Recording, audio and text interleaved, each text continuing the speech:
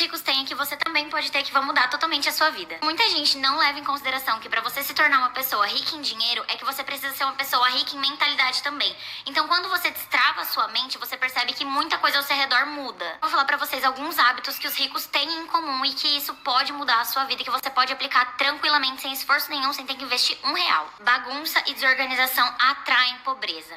Se você é uma pessoa que você não consegue minimamente arrumar a sua cama de manhã, o ambiente de trabalho que você tá, ou colocar o lixo pra fora, como que você vai ser uma pessoa que consegue organizar uma empresa, que você consegue organizar a sua vida? Então, bagunça e desorganização atraem muita pobreza. Estava lendo um artigo extremamente interessante que dizia que a classe média no Brasil, ela na verdade é uma incorporação do imaginário sobre o que seriam as classes médias da Europa e dos Estados Unidos. É muito interessante isso, e eu vou fazer aqui uma digressão, mas a gente vai chegar no centro do assunto, né? O grande ponto aqui, que eu acho mais interessante, é que essa classe média que é incorporada no Brasil, ela não é a média, de fato, a média estatística, né? Ela não é uma categoria meramente econômica, de renda, uma categoria salarial. Essa classe média que é incorporada de novo é um imaginário que serve muito como uma tentativa de um pertencimento. De um pertencimento ao que não é o Brasil. Porque no Brasil, quem a gente diz? Essa pessoa é da classe média, né? Porque ela de repente parece muito ter um estilo de vida de o que seria a classe média da Europa, dos Estados Unidos. No Brasil, essa pessoa, ela é rica, ela está na classe A. Ou seja, ser da classe média no Brasil não é ter uma renda média, mas é pertencer a um pedaço, um extrato social muito específico, um pedacinho de classe muito específico que foge do povão. Essa associação com o imaginário dos Estados Unidos e da Europa faz com que ser da classe média não seja meramente uma coisa econômica, mas tenha a ver também com um status social superior. Isso porque o Brasil é dividido entre povão e ricos, por exemplo. A classe média fica nessa franja da riqueza. A mobilidade social é algo tão distante do dia a dia brasileiro, é uma coisa tão difícil, e quando acontece ela é tão pequena, ela é tão micromobilidade, que a gente também não tem muito parâmetro para compreender o que é o dia a dia de uma pessoa que é rica. E aí eu falo rico mesmo, né? Não estou dizendo classe média, que é quem, no dia a dia, aquele que não sabe como vive um rico diz que é rico. Todas essas distâncias e até mesmo essa mistificação da categoria rico, da categoria classe média, faz com que tudo se passe como se entrar na riqueza fosse uma coisa que é quase como que uma recompensa por um bom caráter do indivíduo.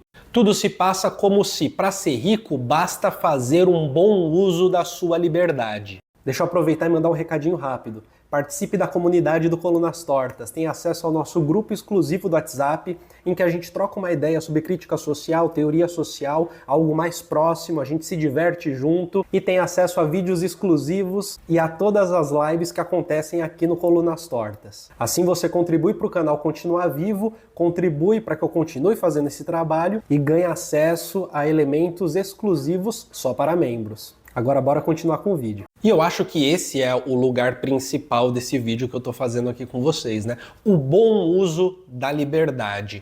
Porque nas redes sociais, quando tá ali uma pessoa falando com a outra, quando você tá numa palestra que tem alguém ensinando os macetes para ser rico, o que essa pessoa tá fazendo na prática é lhe guiando para ter um bom uso da liberdade. De tal maneira que esse bom uso da liberdade vai ser recompensado com dinheiro, com riqueza.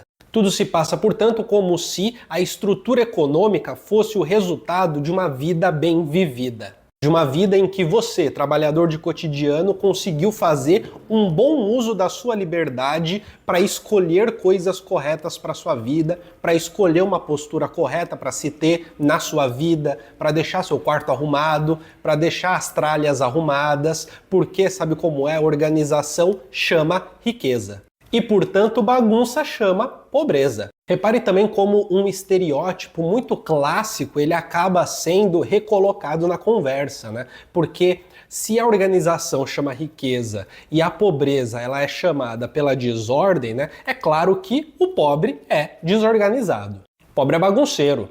E entenda que bagunceiro é uma palavrinha que cabe muita coisa que tem a ver com incivilizado. Então tudo se passa como se o rico civilizado tivesse entrado nesse espaço de direito, que é o espaço da riqueza, enquanto o pobre incivilizado precisa se corrigir aos poucos, se corrigir ele próprio para ter o direito de entrar no espaço dos ricos. Nesse momento, uma vigia sua sobre você mesmo é colocado em jogo. Nesse momento, você próprio se transforma no seu vigia, que tem que vigiar os seus próprios microcomportamentos para estarem adequados a uma conduta que te leva à riqueza.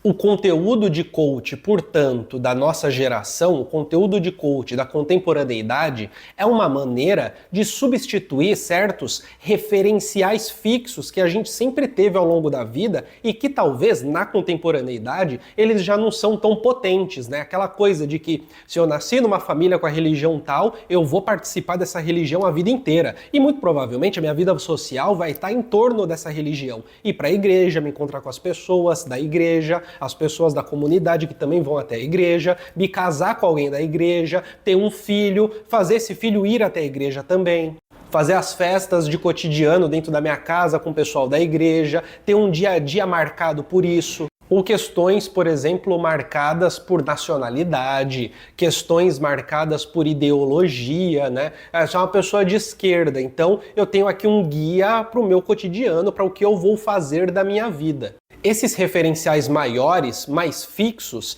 eles tendiam a ser um lugar mais ou menos seguro para a gente se colocar.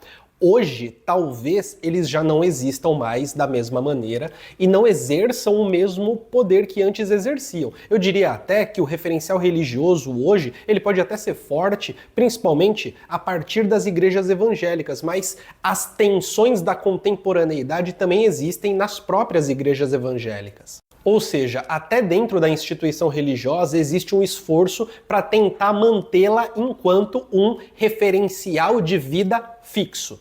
A gente que está longe disso e não tem esse referencial fixo, a maior parte das pessoas que tem um referencial muito flexível de vida acabam entrando no caminho de precisar encontrar o seu próprio caminho para a vida.